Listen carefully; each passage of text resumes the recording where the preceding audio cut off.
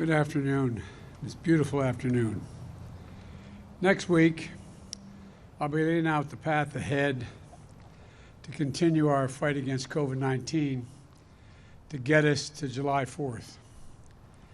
This is our target date to get life in America closer to normal and begin to celebrate our independence from the virus together with our friends and our loved ones as we celebrate Independence Day.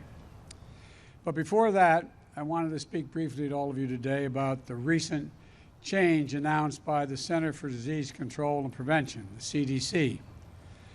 Let me say first, while we still have a long way to go in this fight and a lot of work to do in May and June to get us to July 4th, we've made stunning progress because of all of you, the American people.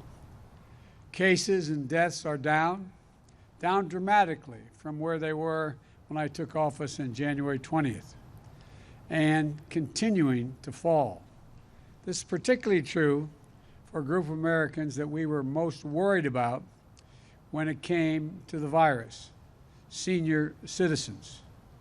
When I took office in January, we were losing literally tens of thousands of our seniors each week, grandparents who were loved so dearly, moms and dads, pillars of every community, gone by the thousands every day. At that time, less than 1% of seniors were fully vaccinated when I took office.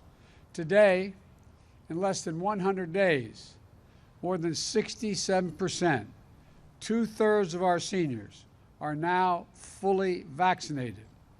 And more than 80% of our seniors have had at least one shot.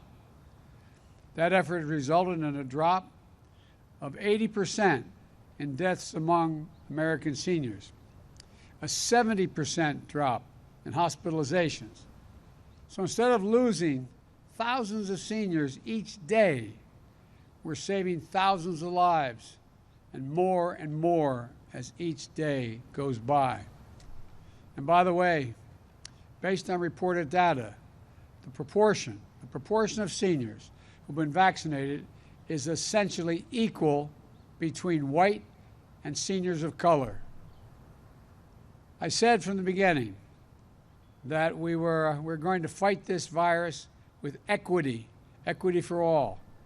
As a matter of fact, if I'm not mistaken, there are more Latinos and African American seniors that have been vaccinated as a percentage than white seniors.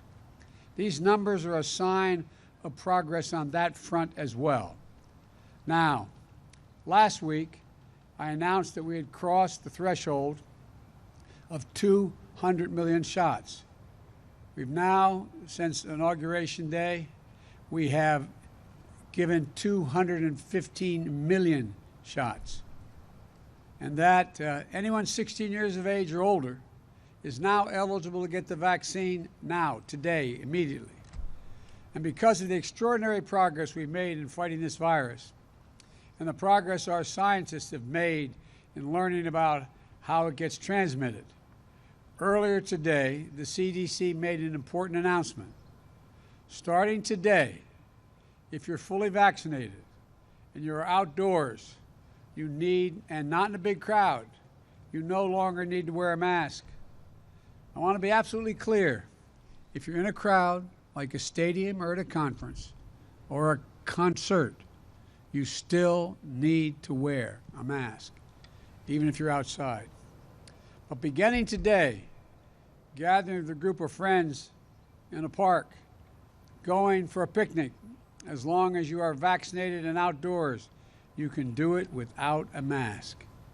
The CDC is able to make this announcement because our scientists are convinced by the data that the odds of getting or giving the virus to others is very, very low if you're both been fully vaccinated and out in the open air. The CDC also helped clarify which outdoor activities are safer or less safe, depending on whether you've been vaccinated. The bottom line is clear. If you're vaccinated, you can do more things more safely, both outdoors as well as indoors.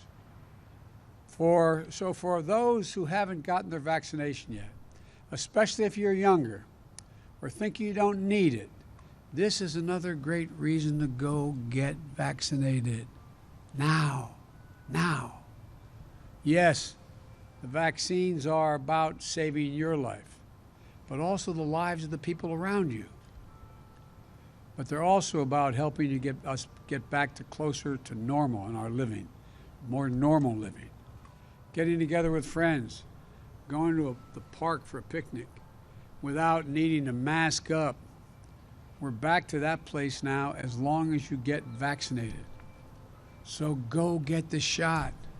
It's never been easier. And once you're fully vaccinated, you can go without a mask when you're outside and away from big crowds. I want to thank the team at the CDC for everything they're doing to help us lead with science and bring our communities out of this crisis safely and responsibly.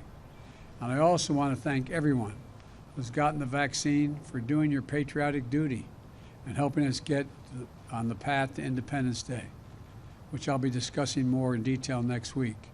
In the meantime, I urge all Americans, don't let up now. Keep following the guidance. Go get your vaccination now. It's free and it's convenient. 90% of the American people live within 5 miles of a site where you can get a vaccination. You can do this, and we will do this.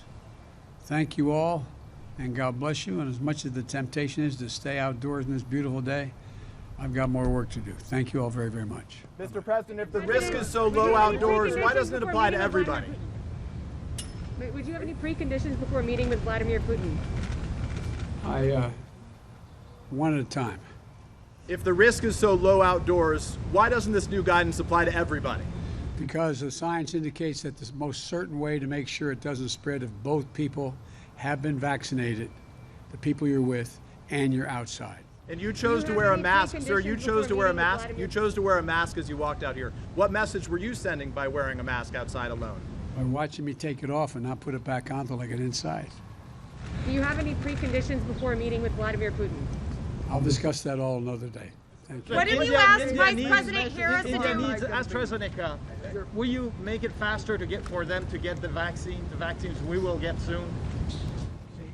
India, they're suffering at this moment. What do you say to the folks in Will India? you make Look, it? I'm sorry, this is the last question I'll take, and I'm really going to be in trouble. With regard to India, I spoke at length with Modi, the Prime Minister. We are sending immediately a whole series of help that he needs, including providing for those remdesivir and other drugs that are able to deal with this and prevent, in some cases, but help recovery. Secondly, we are sending the actual mechanical parts that are needed for the machinery they have to build a vaccine, and that's being done as well.